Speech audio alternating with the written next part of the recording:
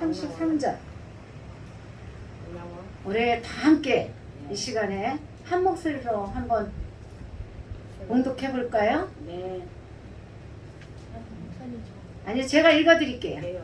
예.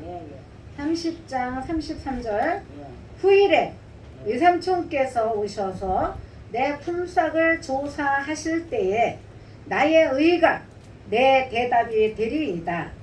내게 혹시 염소 중 아롱지지 아니한 것이나 점이 없는 것이나 양 중에 검지 아니한 것이 있거든 다 도둑질한 것으로 인정하소서. 아멘. 이 시간에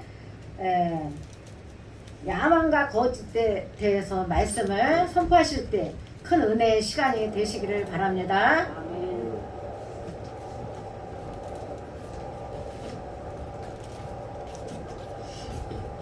프로젝트를 꺼주세요.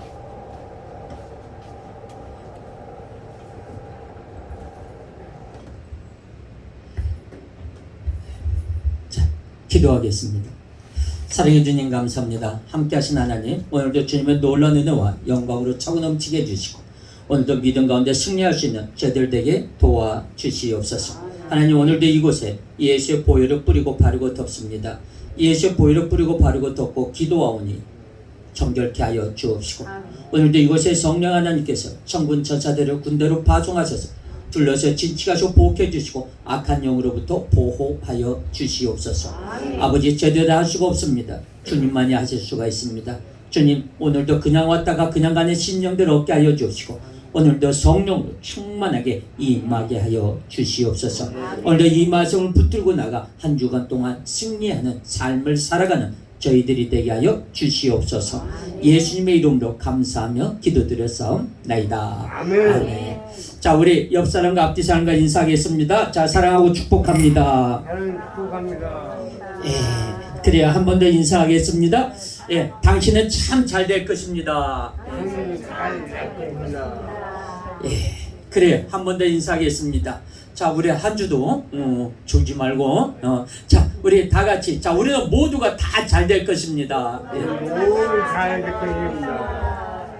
예, 우리는 가는 곳마다 복의 근원이 되고 가는 곳마다 짱이 되고 가는 곳마다 없어서는 안 될 저와 여러분들이 되기를 다시 한번 예수님의 이름으로 축원합니다. 아멘.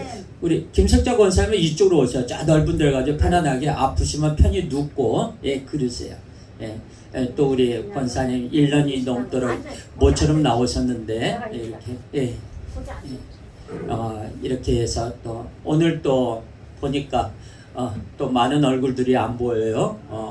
전부들 다 우리 교회는 해당이 안 됩니다.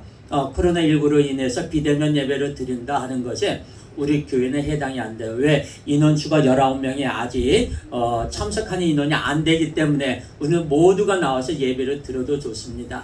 왜? 19명까지는 괜찮아요. 19명은 스태규로 되어 있기 때문에 나와서 예배를 드려도 됩니다. 거기 때만 되면 요 핑계 저 핑계 대고 아이고 잘됐다 오늘은 비대면 예배니까 코로나19가 마치 교회에서 뭐 발상기가 되는 것처럼 해서 요 핑계 저 핑계 대고 안 나오시는 분들이 많이 있습니다. 그러나 그것은 또 그만한 이유가 있을 것이고 그만한 또 힘들고 또 우리가 또 조심도 해야 돼요. 그러는 대신에 우리는 나와서 지키는 대신에 방역 수칙을 항상 지키시고 들어올 때마다 온도 체크하시고 들어올 때마다 체온 그리고 손 소독하시고 그리고 마스크 꼭 쓰고 그리고 가급적이면 먹으면서 차 한 잔을 안 마시는 게 좋습니다. 예, 그렇게 해가지고 이렇게 해서 또 차를 마시되 멀리 한 2m 정도 떨어져서 마시는 게 좋습니다. 차 종류는 괜찮아요. 음료수 종류 마시는 건 괜찮습니다. 다만 이제 우리가 그것 때문에 벌써 우리가 1년이 넘도록 우리가 식사를 못하고 있으니까 제가 죄송해요. 또 우리 멀리서 오시는 또 우리 성도님도 계시고 또 그분도 열심히 지금 아마 달려오고 계실 거예요. 차가 막히고 또 굉장히 또 몸이 편치 않는 분이라 다른 사람들은 1시간 반이면 오실 길을 그분은 또 배로 걸릴 때도 있어요. 그래서 그거 볼 때마다 굉장히 안타까워요. 그래서 그분이 올 때마다 그래서 저는 여기까지만 앉아서 와서 예배를 드리는 것만 해도 하나님께 그 영광이다. 그 삶을 진짜 오늘도 악한 영과 싸워 이겼다 하는 것을 볼 수가 있습니다. 오늘은 인간의 야망과 거짓이라는 제목을 가지고 은혜를 나누려고 합니다. 우리가 살다 보면요, 우리 사람들은 다 야망이 있어요. 야망이 없는 사람은 없을 것입니다. 하다못해 우리 저기 밖에 앉아있는 민혁이도 야망이 있을 거예요. 민혁이가 지난번에 우리가 식사를 하면서 기도를 했어요. 하나님, 우리 민혁이가 가장 기본적인 생활 혼자 스스로 할 수 있도록 해주세요. 혼자서 모든 거 화장실도 혼자 가게 하시고 세수도 혼자 하실 수 있도록 해주시고 옷 입고 신발 신고 전부 다 양발 신고 하는 거 혼자서 스스로 할 수 있도록 해주세요. 예수님의 이름으로 기도드렸습니다. 그랬더니 그 중간에 함께 해주세요. 그랬더니 중간에 아멘 아멘 하더라고요, 민혁이가. 그래서 우리가 기도하다가 막 웃었는데 민혁이도 그렇게 자기가 가장 기본적인 것에 갈망을 하고 있더라고요. 하다못해 민혁이도 그런데 우리 이 비장애인들은 얼마나 더 야망이 있겠습니까? 그런데 놀랍게도 그 야망 속에는 무엇이 있느냐? 거짓이 있어요. 사람은요, 한국 사람은 3번을 사양해야 된대요. 우리가 옛날에 그래요. 우리 할아버지하고 이렇게 오면은요, 우리 그냥 보릿고개 때 꼭 어떤 분은 식사 때만 되면 오시는 분이 계세요. 그러니까 그분이 오면은 밥 안 먹었지? 이러 밥 먹을게 이리 와서 같이 밥 먹세. 그러면 아닙니다. 그거 사양합니다. 또 두 번째 이야기합니다. 이리 와 같이 밥 먹세. 그러면 또 저기 합니다. 사양합니다. 세 번째 이 사람아 이리 와 앉게. 그러면 그래요. 그러면 한 숟가락 떠볼까 하고 옵니다. 이렇게 한국 사람은 3번을 해줘야 돼요. 그래야 마지못해 나는 안 먹고 싶은데 네가 자꾸 권하니까 나는 먹겠다라는 뜻을 내포되어 있습니다. 근데 사실 그 안에는 뭐냐? 빨리 한 번 더 불러, 빨리 먹게 하는 게 내포되어 있어요. 사실은 왜 배가 고파가지고 쪼록쪼록 굶고 있는데 우리는 그래, 한국 사람은 그런 게 있어요. 덜커덕 그래 알았어 하면은 우리 할아버지가 하는 말이 있어요. 양반은 칠면이 아니다. 그건 상놈이라는 것이다. 얌전하게 사양을 해라. 그리고 마지못해 3번째 마지못해 네가 자꾸 부르니까 나는 이 밥을 먹는다.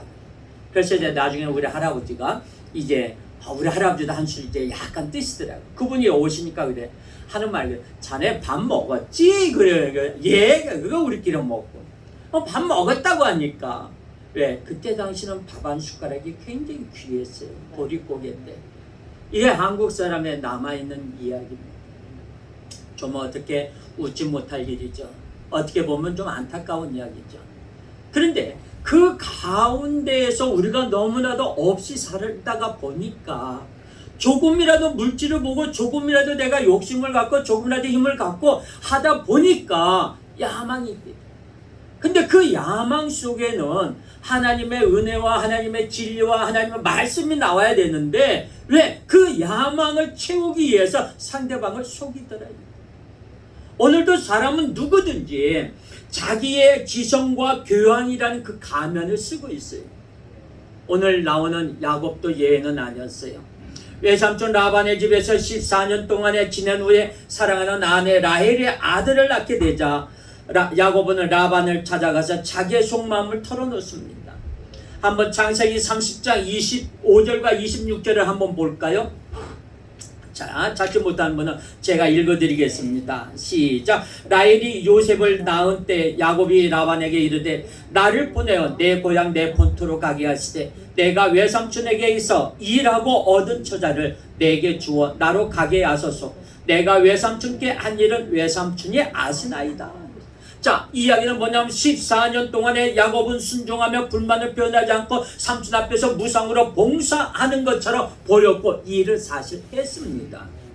그러나 진실은 그게 아니었어요. 용서에 대해서 우리가 한번 생각해 봅시다. 용서란 뭐냐? 잊어버리는 거예요. 여러분, 용서를 한다는 게 쉬운 일일까요? 말로는 쉽다고 합니다. 얼마 전에 제가 이제 총회에서 같이 목사님들과 이야기를 하다 보니까 내가 거기에 대해서 나는 잊지 못한다. 용서해라. 저한테 그러더라고요. 용서는 했다.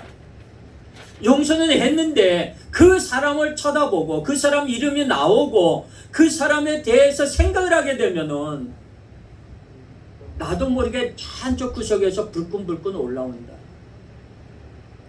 근데 그 목사님은 그러는 거예요.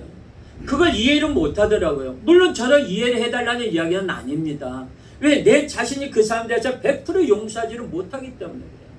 하나님 앞에 회개합니다. 기도합니다. 그날도 오면서 차 안에서 기도했습니다. 하나님, 왜 저는 그 사람을 용서하지 못할까요? 하나님, 저는 왜 그 사람 앞에 그 사람을 내가 나에게 대해서 그렇게 많은 피해를 줬고 내 가슴 문드러지게 만들고 내 마음을 그렇게 갈래갈래 찢었네. 그런 사람을 제가 용서를 해야 되는데 왜 용서가 안 될까요? 한탄하며 하나님 앞에 기도했습니다. 근데 나와서 용서를 잊어버려야 돼요. 그 사람에 대해서 그거에 대해서 그것을 봐도 그 사람을 쳐다보고 그 일을 사건을 생각을 해도 그게 생각나지 않아야 돼요. 근데 그 생각만 나고 그 사건만 보고 그 사람 이름만 보고 그 사람 얼굴이라도 어쩌다 사진이라도 한번 쳐다보면 속에서 사람은 사실 용서가 굉장히 싫어요. 하나님 앞에 내가 용서했다고 그러고 하나님 앞에 내가 회개했다고 하지만 진짜 용서만큼은 저는 개인적으로 그래요. 여러분들은 안 그리라 그렇지 않으리라 나는 생각하지만 저는 그게 잘 안 되더라고요. 사람이 그랬습니다. 내가 그 상대방을 용서하고 그것을 진정으로 잊어버리고 용서하고 생각나지 않는 것이 바로 진정한 용서입니다. 그렇게 야곱은 차츰차츰 쌓여간 분노는 어느 날 더 이상 참지 못하고 터지게 되고 맙니다. 야곱도 예는 아니었어요. 14년 동안 그는 분노와 억울함을 억누르며 살았습니다. 그러다가 사랑하는 여자가 요셉이라는 아들을 낳아 자신감을 얻었을 때 할 말을 하게 된 것입니다. 야곱은 이야기합니다. 라반에게 찾아가서 저 자식을 데리고 고향으로 돌아가고 싶다고 이야기를 합니다. 그는 14년 동안 고향을 그리워하며 살아왔지만 그 감정을 억누르며 표현하지 않고 있었어요. 나는 언젠간 집으로 돌아가겠다. 언젠가는 형님이 계시는 곳, 언젠가는 아버지가 계신 곳, 부모님이 계신 곳 내가 돌아가야 되겠다. 왜? 야곱은 야반도주한 거나 다름없어요. 형 에서가 자기를 죽이겠다고 하니까 아버지도 야곱도 이야기합니다. 빨리 가라. 형은 내가 어떻게 다 이럴 테니 너 빨리 이 자리를 피하라. 엄마도 이야기합니다. 너도 빨리 외삼촌네 집으로 가라. 그냥 허겁지겁 도망 나왔어요. 누구를 피해서? 형을 피해서. 예, 알잖아요. 우리가 형을 많이 속여서 자기의 장자권까지 뺏었고 축복권까지 뺏어버렸으니까. 길이길이 날뛰었던 에서를 쳐다보면 어떻게 감당할지 몰랐죠. 야곱이 그랬습니다. 그는 14년 동안에 자기가 떠나온 고향을 잊지 못하고 있었습니다. 그러나 야곱이 고향에 돌아간 것을 무엇이 좋겠습니까? 분노하며 저주를 품고 있는 형이 기다리고 있는 고향, 그곳에 돌아가도 행복하기는 힘들겠지만 어쨌든 그는 돌아가고 싶었어요. 사실 그런 것 같아요. 저도 고향에 가끔 가다가 선산에 들리게 되면 내가 살았던 그 동네 그 앞을 차를 가지고 이렇게 지나옵니다.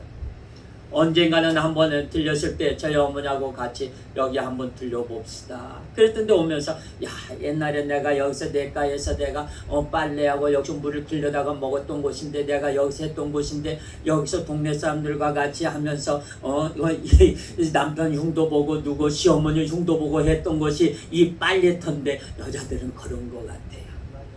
근데 가서 보니까 그때는 왜 그렇게 컸던 것이 왜 그렇게 작아졌어요? 물도 그렇게 많지도 않아요. 들려본 적이 있었습니다. 저기 꼭대기 한 무리가 살던 집 가봅시다. 가지 마라. 가봤자 말로는 그 집이 허물어졌다고 한다. 올라가지도 못하고 그냥 그 문 앞 그냥 입구에서만 쳐다만 보고 내려온 적이 있었어요. 그렇습니다. 우리는 언젠가 나이가 먹을수록 사실 그래요. 고향이 그리워집니다. 고향이 생각이 납니다. 아마 야곱도 그랬을 거예요. 왜 고향 생각이 안 났겠어요? 제가 잠깐 단기 선교회 갔을 때 보면요, 한국 사람이 외국에 나가면 애국자가 된다는 말이 맞는 것 같아요. 와, 그때 제가 필리핀에 갔을 때, 와, 그때 뭐냐, 기아에서 나오는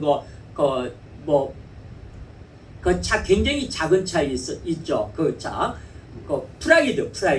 그걸 막 지나가면 그렇게 막 좋아요. 왜? 전부 다 일본 차가 지나가는데 한국 차가 지나가고 기아 자동차가 지나가고 막 프라이드가 지나가는 거 보면 야야야 저거 한국 차다 막 그러면서 그거 관심 갖게 되고, 그러면서 이제 지난번에 이스라엘에 갔을 때도 와, 그래서 여기 주차장에 보니까 한국 차들이 쏘놨다가 쫙 주차되어 있는 거 보고 이야 이거 진짜 우리나라 차가 야 이거 괜찮다. 나도 모르게 애국자가 되더라고요. 그랬듯이 고향 떠나면 고향 생각이 납니다. 야곱도 그랬어요. 그만큼 야곱은 외롭고 고독했다는 거예요. 야곱에게서 발견하는 또 다른 것 하나는 처자식에 대한 애착입니다. 처자식에 대한 애착은 누구나 다 가지고 있지만 특별히 더 많은 애착을 가지고 있는 사람이 바로 야곱이었어요. 우리나라 사람들 중에서 가족에 더 애착이 많이 가는 사람들이 누구냐? 실향민들. 이북에 북한에다가 피난 온 사람들은 가족을 특별히 생각합니다.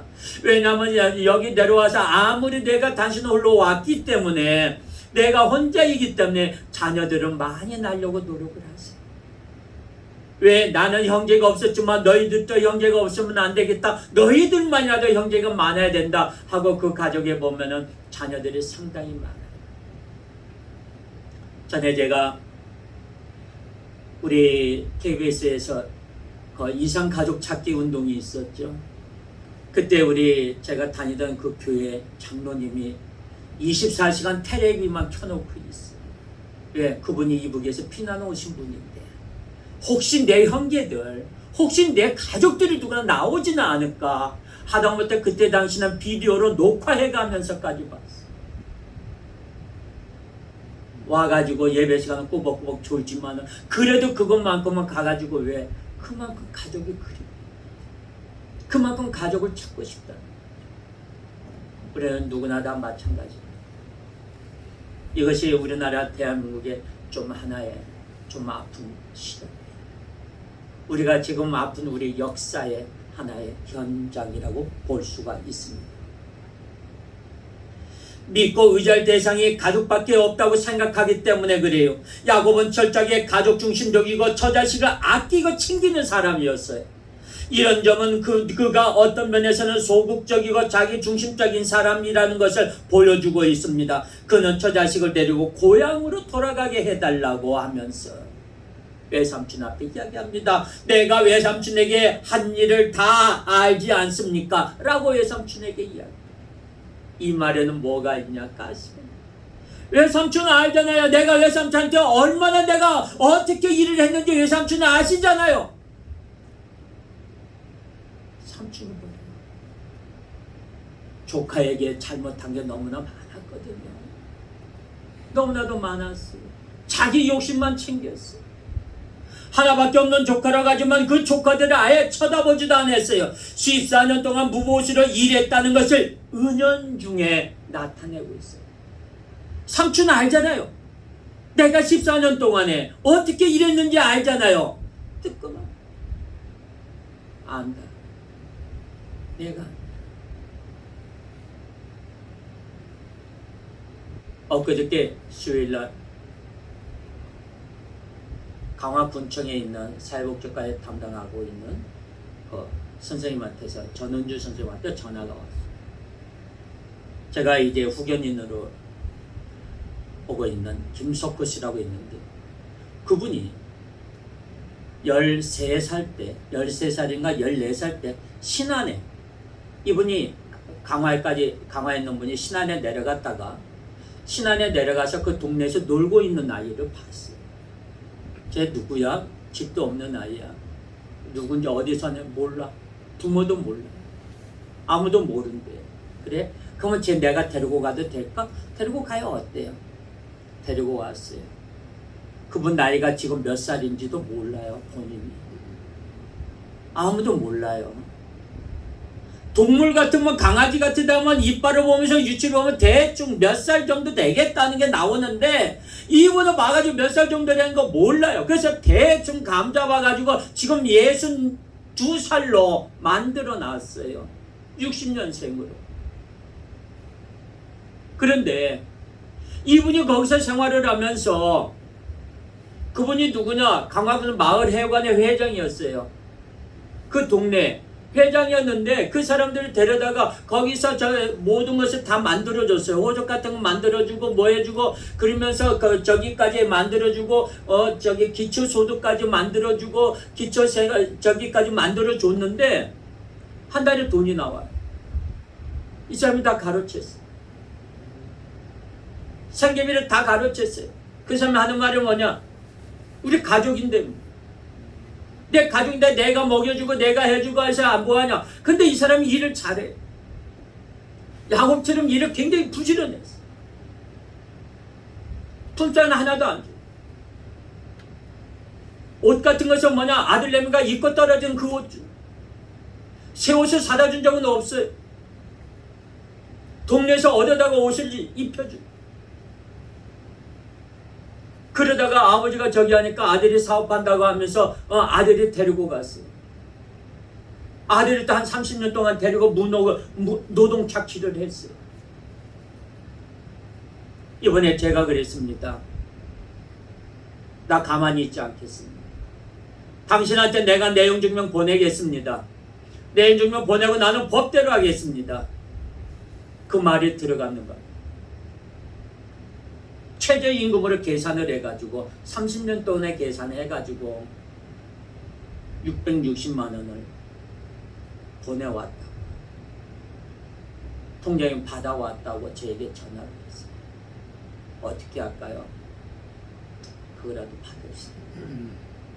그거라도 그분이 생각해서 줬다고 하니까 감사하게 받읍시다.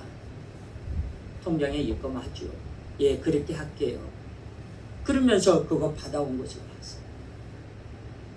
그분이 어떻든 간에 나중에 깨닫고 뉘우치고 회개하고 그거라도 보내준 것만이라도 어디예요? 내가 만약에 이 사람한테 그런 이야기를 했습니다. 만약에 내가 법원에 내가 공식적으로 하게 되면 난 가만히 있지 않겠다. 언론에 내가 터뜨리겠다 하는 그 말에 놀랐다는 이야기가 있어요. 왜? 아무도 말 못하고 아무것도 없는 내가 우리 김순학 씨가 신안 염전에서 노예를 일했잖아요.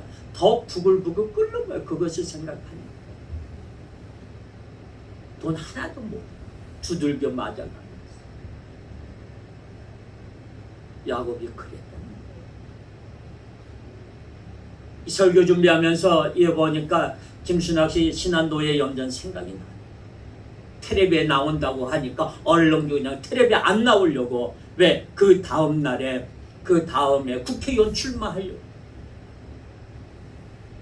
사람이 그래. 14년 동안 무보시로 일했다는 것을 은연히 이야기합니다. 이 사람은 아랫사람의 무한의 언어를 잘 들어줘야 됩니다. 또 정부는 국민의 말 없는 소리에 귀를 기울일 줄 알아야 합니다. 라반은 야곱을 놓치고 싶지 않았어요. 왜냐하면 야곱이 열의를 다해서 훌륭하게 일했기 때문에 어떤 사람은 있을 때는 별 볼 일 없게 느껴지는데 없으면 굉장히 아쉬운 사람이 있어요. 제가 잠깐 제 이야기를 하려고 하면은 어느 교회 부교육자리 있다가 그 교회에서 나와야 되겠습니다. 그래서 그 교회에서 나올 때 마지막에 내가 하는 행사가 하나 있었어요. 여름 성경학교였어요. 여름 성경학교 준비를 위해서 열심히 했습니다. 열심히 했어요. 그랬더니 목사님이 그때 전도사였죠. 전도사님 왜 교회 나가려고? 웃었어요. 그렇게 열심히 하는 거 못 봤거든요. 너 왜 이렇게 여름 성경학교니까 열심히 준비해야죠. 거기는 주일학교 선생님까지 전부가 다 전도사님 이상해요. 하다못해 인형극까지 모든 거 다 그냥 준비하고 풍선도 해가지고서는 전부 다 아치도 만들어 놓고 풍선 아트로 해가지고서 전부 다 만들어 놓고 했더니 와 전도사님한테 이런 재주 있었어요. 이렇게 야 세상에 와 보고선 막 해놨어요. 그리고 나서 성경학교가 끝났어요. 끝나고 나서 그 다음날 목사님 저 내일부터 이 교회 그만두겠습니다. 떠나올 때는 말 없어. 떠나왔어요. 그랬더니 말도 안 된다고 후임자 구해놓고 가라고 부장집사님 계시고 다 계시니까 내가 없어도 됩니다. 저는 나오겠습니다. 그리고 그 다음부터 그 교회는 안 나가고 다른 교회를 간 적이 있었어요. 그랬더니 나중에 부르더라고요. 너무너무 고생했다고 공로패 하나 주겠다고. 내가 있을 때는 못 느껴요. 그 사람이 있을 때는 못 느껴요. 아, 그 사람이 그냥 있는가 보다, 그 사람이 저기인가 보다. 근데 그 사람이 떠나고 나니까 너무너무 그 자리가, 빈자리가 너무 큰 거예요. 우리 앞니빨 보세요. 우리 꼬마 애들 보면요. 막 이때 앞니빨 하나만 쏙 빠져와요. 여기가 쏙 빠지면 어떻게 돼요? 그냥 온 이빨 얼굴 자체가 망가져요. 꼭 필요한 사람. 조직이나 단체나 교회나 꼭 필요한 저와 여러분이 되기를 예수님의 이름으로 축원합니다. 아멘. 사람은 꼭 필요한 사람이 돼야 돼요. 사람은 세 가지 종류가 있습니다. 꼭 필요한 사람, 없어서는 안 될 사람, 마지막에는 있으나 마나한 사람이 있어요. 여러분은 이 세 가지 중에 어떤 사람이 되기를 원하십니까? 꼭 필요한 삶이 되기를 원하기를 다시 한번 예수님의 이름으로 축원합니다. 아멘. 근데 라반에게 있어서 야곱을 떠나보내는 것은 굉장한 문제가 있었어요. 그는 좋은 일꾼이기도 했지만 라반은 그가 떠나면 함께 떠나게 될 자기의 딸들과 외손자들과 가까이 살고 싶었어요. 그렇기 때문에 야곱이 처자식을 데리고 떠난다는 것은 라반을 불안하게 했습니다. 창세기 30장 27절과 28절 한번 볼까요? 다 같이 시작. 라반이 그에게 이르되 여호와께서 너로 인하여 내게 복 주신지를 내가 깨달았노니 내가 나를 사랑스럽게 여기거든 유하라. 또 가로되 내 품삯을 정하라. 내가 그것을 주리라. 라고 야곱을 떠나 보내야 될 상황이 닥쳐오자 라반은 또 다른 사실을 깨닫게 됩니다. 네가 떠나면 안 된다. 내 사랑하는 손주들이 있고 내 사랑하는 딸들이 있는데 내가 걔네들 얼마나 보고 싶고 눈에 넣어도 아프지 않은 그 손자들 내가 봐서는 안 된다. 떠나가지 마라. 사실 그런 것 같아요. 그럼 목사님들끼리 모이면은요, 전에 뭐가 유행했냐면 손주들, 손녀들, 이제 손주들이죠. 손주들을 그 열쇠고리에다 사진 딱 넣어가지고 자랑해요. 아, 우리 이거 손주인데 몇 살인데 막 자랑. 내가 그랬어 그때. 뭐 자랑할 게 없어. 목사님들이 무슨 손주들 자랑하냐고 막 그랬어요. 그랬더니 막상 내가 우리 애들이 딸 낳고 보니까 손녀들이 이뻐요. 그래서 내가 재촉해서 야 이놈아 나도 자랑 좀 하게 열쇠고리 좀 만들어 달라고. 그래서 그거 갖고 나도 자랑하게 되더라니까. 흉봤던 사람들이 내가 흉보고 뭐 그러냐고 나는 절대로 안 그래. 내가 그들이 이것이 뭐냐, 나이가 먹으니까 좀 죄송합니다. 머리가 하얘지니까 이제 저기가 되는 거예요. 이게 자녀들 생각이 나고 손주들이 이렇게 그렇게 왜 그렇게 이쁜지 청년들만 봐도 그렇게 이뻐요. 우리 한중, 민혁이 이렇게 청년들 봐도 굉장히 이쁘고 멋있어요. 저 친구들이 열심히 커서 우리 교회에서 훌륭한 일꾼이 되었으면 좋겠다라는 생각이 계속 차고 넘칩니다. 아멘. 그래서 라반은 여호와께서 너로 인하여 내게 복 주신 줄을 내가 깨달았노니 라고 이야기를 합니다. 라반은 자신이 이 잘되는 이유를 생각해 본 뒤에 야곱이 있는 곳에는 반드시 하나님이 복을 주셨다는 것을 깨달은 거예요. 그래서 우리도 이런 사람이 돼야 돼요. 우리 동방교회 성도들이 하나님이 복을 주셨다. 우리 동방교회 성도들이 가는 곳마다 있는 곳마다 복을 주셔서 잘 되고 있다. 여러분도 이런 말을 듣게 되기를 주님의 이름으로 축원합니다. 아멘. 우리는 꼭 이런 말을 들어야 돼요. 누구누구는 김홍식 성도님은 하나님이 복을 주셨어. 너무 잘 되고 있어. 야, 하나님 나도 저분을 보니까 하나님 믿어야 되겠다.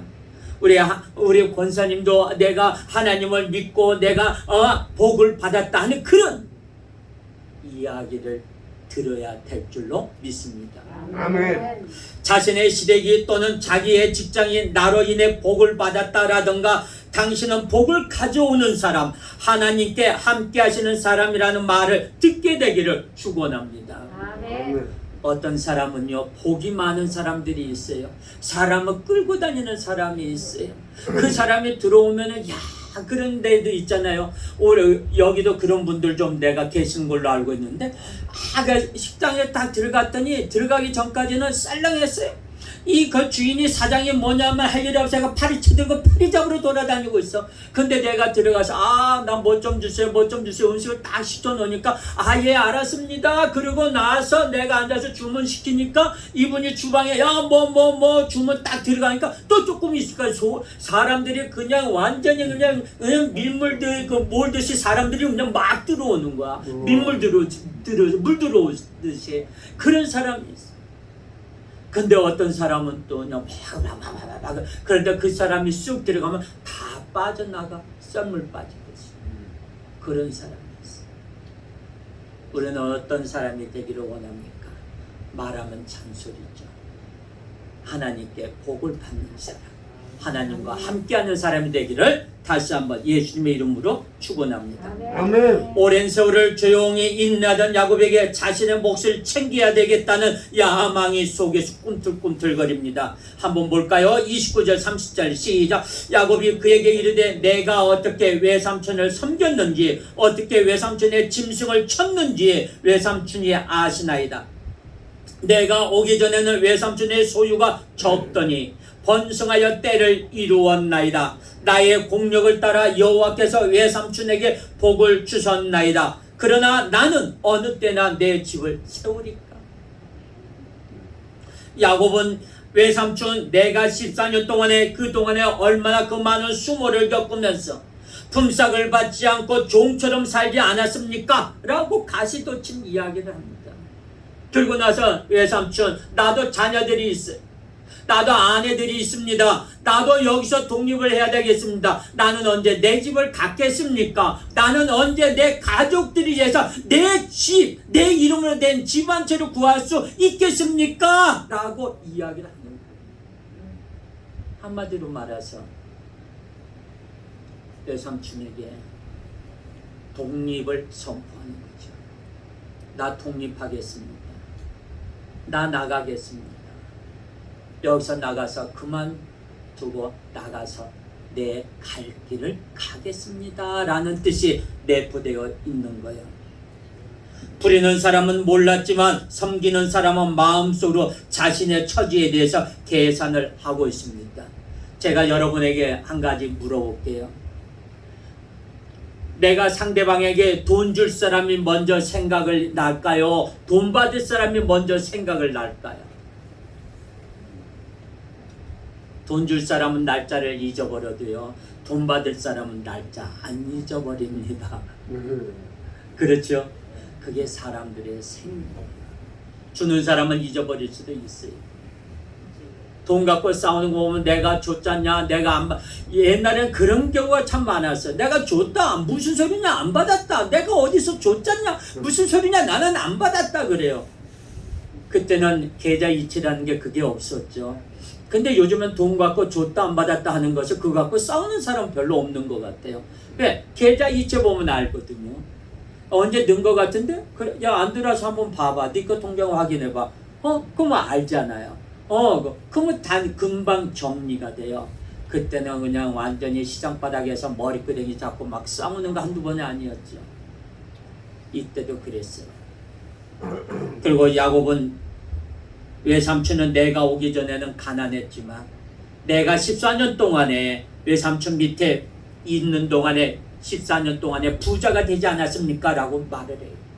자기 덕분에 누군가가 부자가 되었다고 생각하면 화가 치밉니다.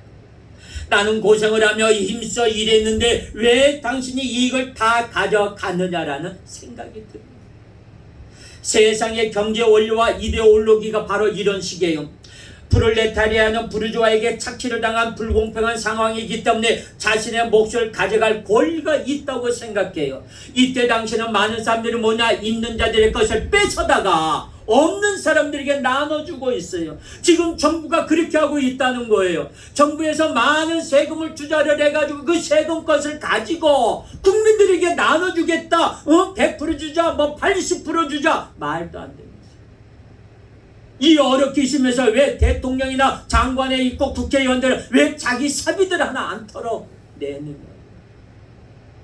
자기 사비 좀 털지.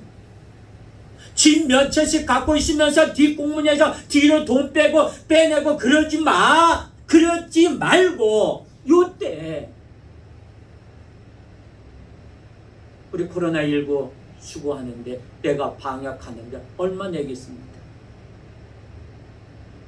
순수 장관들이나 국회의원들 한번 솔선수범해봐. 얼마나 보겠지. 꼭 있는 자들과 열심히 일한 사람들과 잘 그 사람들 노력 안 했겠어요? 그 사람들하고 허리띠 안 둘러매 했겠어요? 근데 그 사람들까지 뺏어다가 없는 사람을 준다. 이게 바로 공산주의예요. 사회주의가 그러고 있다는 거예요.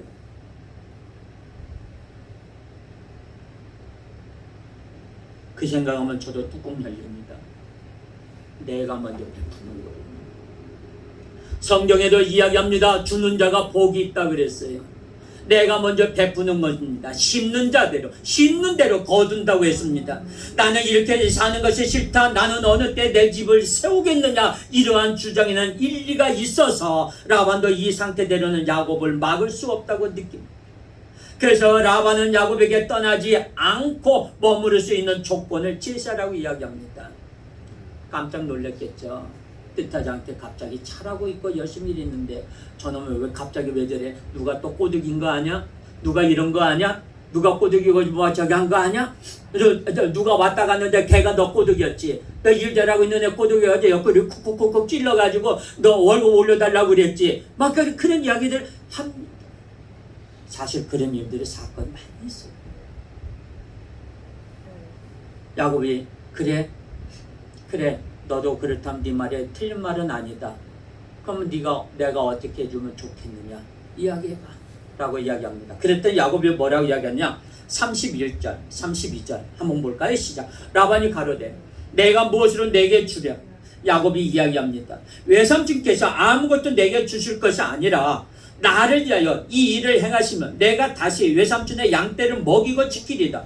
오늘 내가 외삼촌의 양떼를 두루 다니며 그 양 중에 아론진 자와 점 있는 자와 검은 자를 가려내며 염소 중에 점 있는 자와 아론진 자를 가려내리니 이 같은 것이 나면 나의 싹이 내리다. 내 싹이 되리다 하고 이야기합니다. 쉽게 말하면 삼촌, 이 양과 염소 중에 많은데 아롱지고 알록하고 검고 저기 한 것은 삼촌 것이고 뭐 하얗고 뭐 저기 한 것은 내가 되고 이렇게 해서 하겠습니다. 그 아롱지고 한 것은 나한테 주십시오 하고 이야기를 하는 거예요. 그러니까 라반은 뭐냐, 야곱이 원하는 바를 수락하겠다고 말을 하지만 사실 라반은 야곱을 속여서라도 떠나지 못하도록 올가미를 씌우려고 했어요. 어떻게라도 얘를 못 떠나게 하려고 하고 있었어요. 야곱도 마찬가지였어요.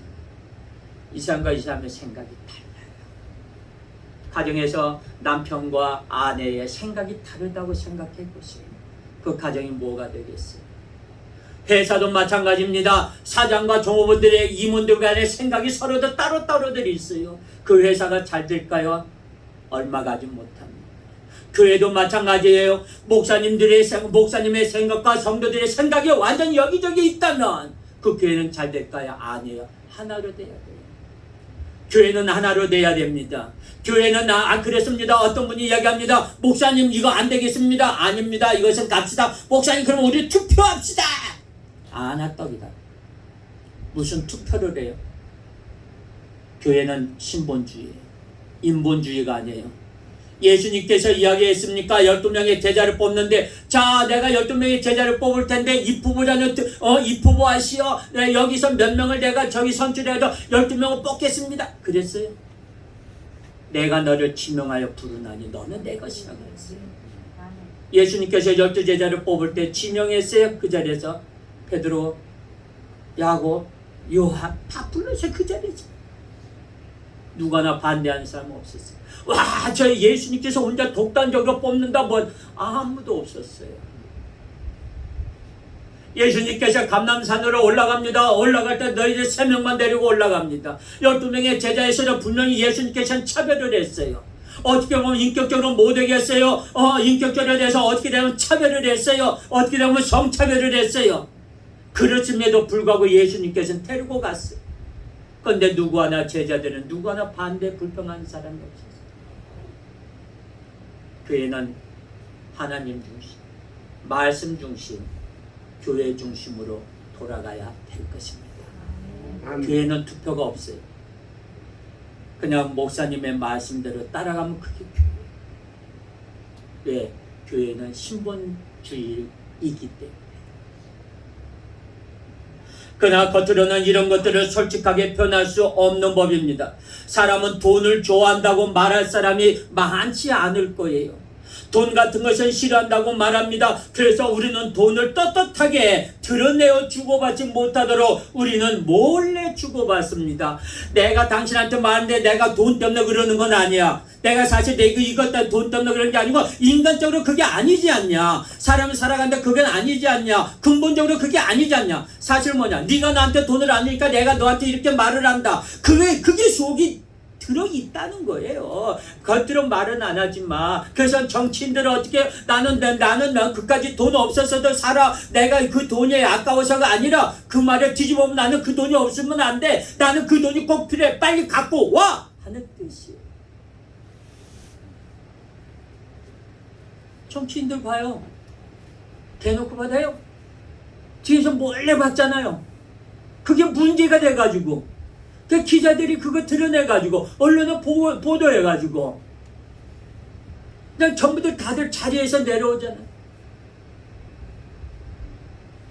어떤 사람은 이번에 포르쉐 자동차 굉장히 비싼 거 렌트카로 그거 받아가지고 자기가 며칠 탔다고 자기는 그건 아니라고 떳떳하다고 했지만 나중에 스스로 물러났죠.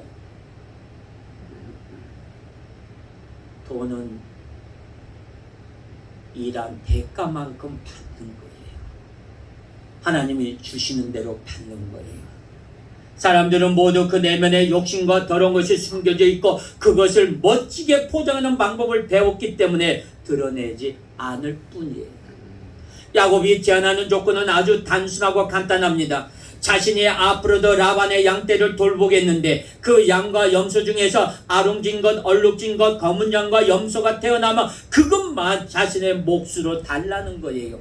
양과 염소 중에는 흰 것이 더 많고 아롱지고 검은 것은 적기 때문에 라반은 자신에게 이득이 되는 제안이라고 생각합니다. 그래서 그는 선심을 쓰는 척하면서 허락을 합니다.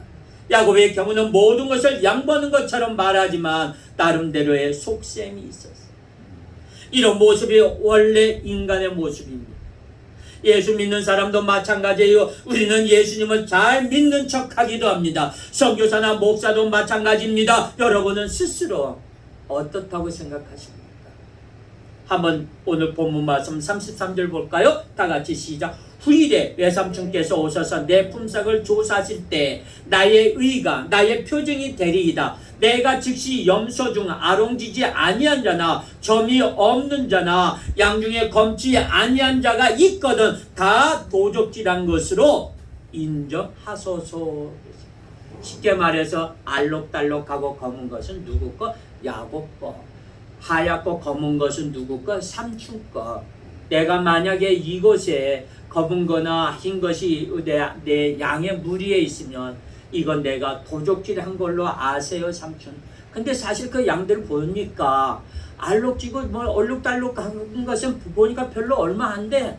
이게 별로 안 돼. 보니까 전부들 다 까맣고 전부 다 하얗고 그런 것만 그게 더 많아. 그러니까 야곱이 라반이 보니까 외삼촌 보니까 그래 괜찮아. 그럼 네가 원하는 거니까 네 마음대로 해. 그렇게.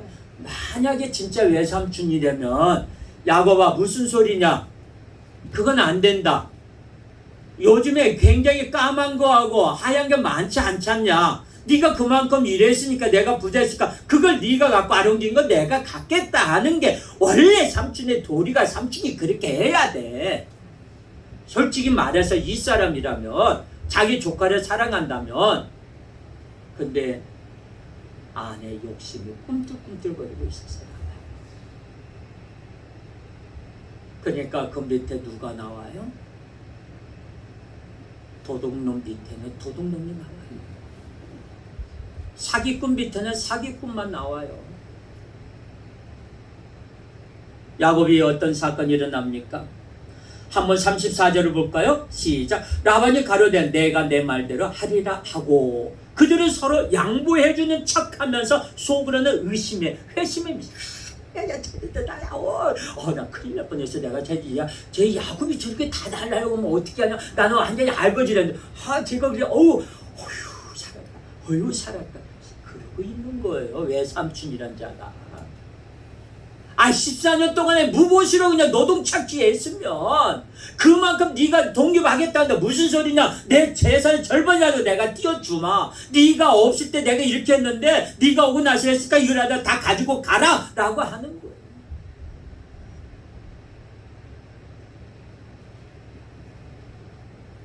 우리나라 아무개 대통령이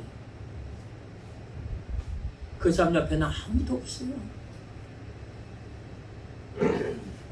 세상에 심지어 이렇게 옆에 있던 가까이 있던 신복들도 다 고발해서 내부 고발자가 나와버린 거예요.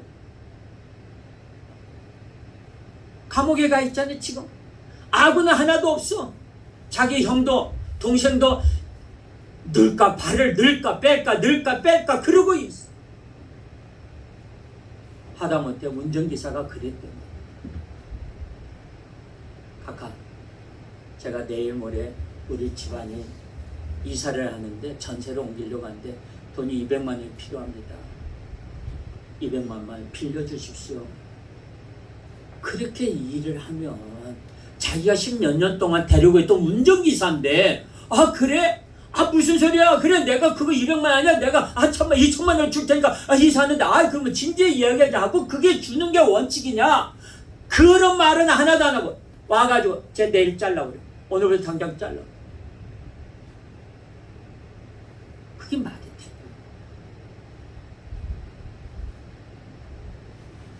어떤 분은 머슴으로 있다 열심히 자기 집에서 자기 사업장에서 20년 30년간의 자기 전문 인생을 다 바쳤습니다. 사장님 불러다가 저 그만두겠습니다. 그만두면은 박상무 뭐 할 거야? 손주들 보고 뭐 하죠? 그러지 말고 내가 하나 우리 회사 내가 하청업체 하나 띄워줄 테니까 이거 해. 아들들하고 해서 가족끼리 먹고는 살아야 될 거 아니야. 왜 사장님 무슨 아니야 해. 자네 우리 때문에 와가지고 우리 회사가 얼마나 이렇게 갔는데 이거 하청업체 하나 띄워줘. 이거 갖고 이거 있잖아. 하청을 해서 당신 납품을 해. 그러는 사람들이 얼마나 많아요 지금. 라반은 그래요. 하나라도 조카가 어떻게 해서 가지고 갈까봐 하나라도 덜 주려고 아둥바둥 치는 거예요.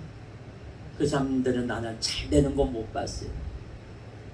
인간에게는 누구든지 정도 차이가 있을 뿐이지 실속을 차리고 싶고 자기 이익을 챙기고 싶은 욕심이 있습니다. 이건 틀린 건 아니에요. 맞는 말이에요. 인정합니다. 사실 사람한테 그런 게 있어야 돼요. 없어서는 안 됩니다. 그렇지만 야곱이 얼마나 교활하고 계산적인 제안을 했는지 여기서도 아직 알 수가 없어요. 한번 35절 36절 볼까요? 시작. 그날에 그가 수 염소 중 얼룩무늬 있는 자와 점 있는 자를 가리고 암 염소 중 흰바탕에 아롱진 자와 점 있는 자를 가리고 양 중에 검은 자들을 가려 자기 아들들의 손에 붙이고 자기와 야곱의 사이를 사흘끼리 뜨게 하였고 야곱은 라반의 남은 양들이 친밀합니다. 삼촌 당신이 진짜 해도 너무한 거야. 야곱 것을 여기다 놔두고 자기 것은 어디냐? 3일 길을 멀도록 양을 갈라 놓은 거예요. 쉽게 말하자면. 왜? 양들이 염소들이 왔다 갔다 드나들다가 가까우면 가서 서로들 지가 마음에 맞고 하면 교미하고 새끼 나고 뭐하면 굉장히 뭐하잖아. 뭐라도 하나 좋아하니까 아예 삼촌이 뛰어버린 거예요. 아예 아들들 시켜가지고 3일 길이라면 엄청난 거리예요. 솔직히 말해서 그 길을 띄워놓고 여기서 진짜 난 여기 보면서 이거 준비하면서 옆에 있었던 한 대 주고받고 싶더라. 삼촌한테 이야기하고 싶더라. 계약이 이루어진 날부터 라반의 걸음이 바빠집니다. 자기 소유의 모든 양 중 얼룩지고 아롱지고 검은 양과 염소를 골라서 자기 아들들한테 주어서 그 양과 염소떼들과 야곱이 돌보고 있는 양과 염소 무리를 무려 3일 길을 띄워놓고 만날 수 있는 거리에 떨어뜨립니다. 그렇게 해서 야곱에게는 흰 염소와 양만 맡겨집니다. 바로 이런 모습이 나의 모습일 수도 있어요. 우리도 라반처럼 그런 과정 속에서도 그 말은 그럴듯하고 맛있게 멋있게 하고 약속도 그럴듯하게 합니다. 어떤 경우는 이런 식으로 20년 또는 30년 동안의 오랜 세월을 속고 속이기도 해요. 양 중에서 아롱지거나 검은 것이 있어야 교미를 했을 때 역시 알록지거나 아롱지거나 하는 검은 새끼가 나올 텐데 그런 것을 모두 다 없애버렸다. 이게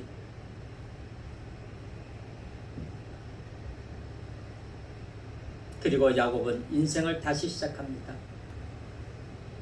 그러다가 한 여자를 만나 사랑에 빠져서 결혼을 했는데 첫날 밤을 지내고 나서 보니 자신의 곁에는 다른 여자가 있었어요. 장인에게 속아서 사기 결혼을 당한 것입니다. 그러나 그는 절망하지 않고 다시 시작해요. 그리고 장인한테 또 속습니다. 그러나 야곱은 포기하지 않고 다시 시작합니다. 여기서 하나님은 사람은 또다시 시작한다는 것을 배우게 돼요. 한번 볼까요? 37절, 39절 시작. 야곱이 버드나무와 살구나무와 산풍나무와 푸른 가지를 취하여 그것들의 껍질을 벗겨 흰 무늬를 내고 그 껍질을 벗긴 가지를 양떼가 와서 먹는 개천의 물구유에 세워 양떼 향하게 하며 그때가 물을 먹으러 올 때 새끼를 베니 가지 앞에서 새끼를 뱀으로 얼룩얼룩한 것과 점이 있고 아롱진 것을 낳은지라 그랬어요. 이게 쉽게 말하자면 야곱이 지금으로 말하자면 유전자 조작을 하는 거예요. DNA 조작을 하는 거예요. 이게 바로 2000년 전에 4000년 전에 나온 이야기예요. 이게 굉장해요. 산풍나무를 갖다가 가지를 꺾고 뭐하고 이렇게 하다 보니까 양들이 서로도 물가에 와가지고 물을 먹습니다. 거기에서 이제 발기가지에 난 이제 염소들과 양들이 이제 그것을 보고서 거기서 물을 먹으면서 우물가에서 교미를 합니다. 생각을 하게 돼요. 그러면서 그것을 알록달록 보면서 그것을 이제 알록달록 간 곳만 나오게 되는 거죠. 쉽게 말하면 얼룩무늬가 나오는 거예요. 이것이 누가 했느냐? 하나님이 다 한 거예요. 왜? 하나님이 야곱에 한 거예요. 라반을 알아요. 나중에 나한테 쫓아오잖아요. 라반이. 근데 라반의 꿈속에 하나님이 나타나요. 너 쫓아가지. 네가 만약에 야곱을 해코지 한다면 내가 너를 해코지 하겠다.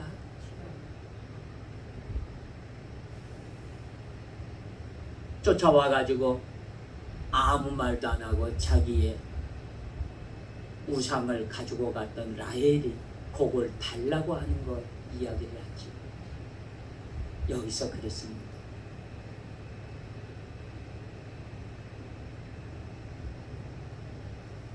요한 3서 14장 17절에 보면요. 모세가 광야에서 뱀을 든 것 같이 인자도 들려야 하리니 이는 저를 믿는 자마다 영생을 얻게 하려 하십니다. 하나님이 세상을 이처럼 사랑하사 독생자를 주셨으니 이는 저를 믿는 자마다 멸망치 않고 영생을 얻게 하려 하심이니라. 하나님이 그 아들을 세상에 보내신 것은 세상을 심판하려 하심이 아니요 저로 말미암아 세상이 구원을 받게 하려 하심이라. 그래서 한번 생각해 보세요. 2000년 전에 죽은 한 사람을 믿으면 영생을 얻고 구원받는다는 것은 말이 되지 않아 보입니다. 그러나 이것은 독사에게 물린 사람이 구리뱀을 보면 살아난다는 것이고 마찬가지예요. 이야기는 뭐냐? 예수님께서 하나님께서 이스라엘 백성들이 출애굽을 하는 동안 잘못이라 전부 다 불뱀에 물려서 죽어요.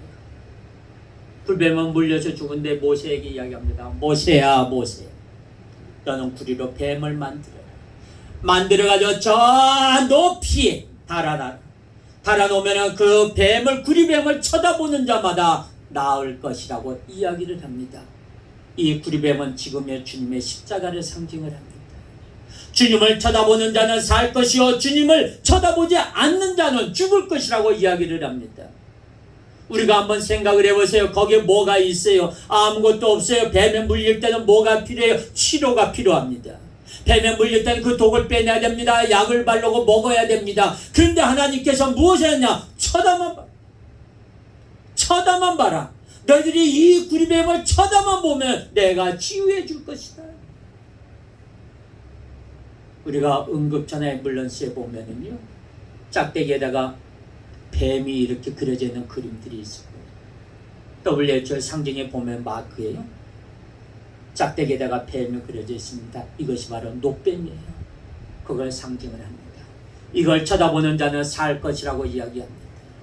하나님께서는 이 노뱀을 쳐다보는 자마다, 뱀에 물린 자는 노뱀을 쳐다보는 자마다 살 것이요. 그 당시에 구리뱀을 보고 사람들이 살아난 것처럼 지금도 십자가를 보고 예수 그리스도를 믿는 사람은 영원한 생명을 얻을 것이고 그 피로 죄사함을 받을 것입니다. 그렇습니다. 우리는 예수님을 믿지 않는 사람의 입장을 충분히 이해할 수 있어요. 그러나 우리는 믿으니 다행이지만 2000년 전에 죽었다가 부활했다는 나사렛에서 태어난 한 청년의 이름을 믿으며 자신이 구원으로 천국을 간다는 그 말을 믿는다는 것이 쉬운 일이 아니에요. 믿는 우리가 오히려 조금 이상한 듯이 느껴질지도 모르지만 우리에게는 그 모든 것이 믿어집니다. 또한 우리가 믿는 바는 진리예요. 누구든지 구리뱀을 본 자들은 다 살아난 것처럼 누구든지 예수 그리스도의 이름을 부르는 자는 다시 살아날 것입니다. 하나님은 천하의 구원을 다른 이름을 주신 바가 없다고 사도행전 4장 12절에서 말씀하고 있습니다. 예수 외에는 구원이 없다는 거예요. 이 말처럼 독신적이고 부담을 주는 말이 또 어디 있겠습니까? 예수를 믿거나 석가를 믿거나 위대한 성현들 중 누군가를 믿어도 구원을 받는다면 마음에 부담이 없을 텐데 굳이 예수님만 믿어야 구원을 얻는다니까 부담스럽게 느껴지는 거예요. 그러나 진리는 부담스러운 법입니다. 그래서 진리를 전할 때 꾸벅꾸벅 졸기도 하고 잠을 자는 사람도 있고, 그리고 열심히 주님을 찬양하며 저 말 한마디라도 어떻게 하면 집에 가져가서 베끼는 사람도 있는데, 우리 동방교회 성도들은 다행히도 조는 사람이 없어서 기쁘고 입에 침이 튀어가도 아래서 아멘 아멘 하니까 절로 흥이 나고 영광입니다. 아멘. 이렇게 해야 또 아멘이 나오죠. 우리는 또 다른 기적을 부릅니다. 제가 어제 잠깐 텔레비를 봤는데 그것이 알고 싶다 해서 2021년도 1월 달에 청양에서 모녀가 개울가에서 죽었어요. 어떻게 죽었냐면 그 추운 겨울에 옷 다 벗고 신발은 신발대로 다 따로 놓고 가지런히 놓고 죽은 거예요. 그래서 나는 처음에 저 성추행 당한 거 아니냐? 그것도 아니야. 흔적도 없어. 여자들, 이 모녀가 엄마는 39을 먹고 딸은 13살을 먹었어요. 죽었어요. 제일 먼저 남편을 의심합니다. 남편도 알리바이가 됐고 이렇게 나중에 그거 보니까 CCTV에도 이렇게 보니까 이 사람들이 스스로 걸어 나온 거예요. 나오면서 그때 이상한 행동을 하는 거예요. 거기에 뭐가 내막에 숨어 있느냐? 이 여자가 꼬마의 하나의 말 한마디로부터 시작이 됐다. 13살 먹은 아이가 귀신을 본다는 거예요. 귀신을 봤다는 거. 볼 수 있어요. 그건 저도 믿어요. 왜? 심신이 영약하고 병원에서나 의학적으로 얘기하면 심신이 영약하고 우리 옛날에 그러잖아. 못 먹고 저기 헛것이 보인다고. 우리 옛날에 어르신들이 그랬어. 그 헛것이 귀신이 본다는 거예요. 성경에서 말하기를 우리들이 종교에서 우리 기독교에서 말하기는 성령 충만하지 못하고 악한 영이 내 눈에 보인다는 거예요. 내가 성령 충만하지 못하니까 그렇다는 것. 그건 이해가 갑니다. 당연히 볼 수가 있어요. 13살짜리 그 말 한마디에 언니가 옆에 있다가 그래 그런 말이야 그럼 뭐 어쩌저쩌 이야기하니까 야 내가 우리 스님이 있는데 스님한테 물어보자. 스님한테 갔더니 뭐 했더니 그러냐고 했더니 이건 구술해야 된대. 네가 무당이 돼야 된대. 엄마가. 그렇지 않으면 자녀가 죽는데. 꼬드겨 가지고 얘를 무당을 받는데 신내림굿을 받는데 얼마 3천만 원을 내고 무당을 받는 거. 우리 목사 한 수 받을 때도 그러면 아마 난리 날 거야. 3천만 원 내가 목사 한 수 준다고 하면 난리 나. 불과 한 달 만에 무당이 된 거야. 무당이 돼가지고 이 사람이 정신이 혼미해가 돼가지고 악한 영이 들어오면서 자기가 컨트롤을 못하는 거예요. 우리가 그러죠. 우리가 사역을 하다 보면요, 양신이 역할하는 사람이 있어요. 우리 몸에는요 항상 양신 역할을 합니다. 저는 그건 왜 목사 무슨 양신이? 우리 한쪽에는 성령님이 계십니다. 하나님의 마음이 계세요. 한쪽에는 뭐냐? 악한 영이 있어요. 이걸 저는 양신이라고 봐요. 왜? 다른 사람들이 양신의 역할을 하는 거거든요. 그런데 우리가 성령이 충만하고 말씀하니까 악한 영을 이기는 거예요. 악한 영을 이기고 내가 성령으로 충만하니까 그 말씀 가운데 있는 거예요. 그런데 성령과 악한 영은 같은 곳에 있지를 못해요. 왜? 악한 영이 견디지를 못해요. 왜? 성령들이 가만히 있느냐? 이것을 잡아가지고 성령의 밧줄로 결박해서 예수님의 십자가 발밑으로 옮겨놓기 때문에 얘네들이 여기저기 숨어서 도망댕겨요. 우리가 그러잖아요. 아담이 죄를 지었을 때 어떻게 돼서 숨었잖아요. 선악과를 따먹지 말라고 했던 데 아담과 하와가 숨었잖아요. 하나님이 아담아 부르는데 숨어있잖아요. 이것도 마찬가지예요. 하나님께서 부릅니다. 악한 영들은 도망가 있습니다. 숨어 있어요. 엄마는 그때 무엇을 하느냐? 종교에, 우리 기독교에서는 하나님 앞에 나와 찬양하고 말씀 보고 기도하면서 악한 영을 쫓아낼 수가 있어요. 의학적으로는 정신과에 들어가서 약을 먹으면 돼요. 저는 이 약물 치료도 나쁘다고 보지는 않아요. 왜? 약물 치료도 하나님께서 만들어 주신 것이기 때문에. 약물치료 먹으면서 이 정신과 쪽은요, 약물치료 먹으면서 약 먹으면서 이 기도 치유로 나가면 빨라요.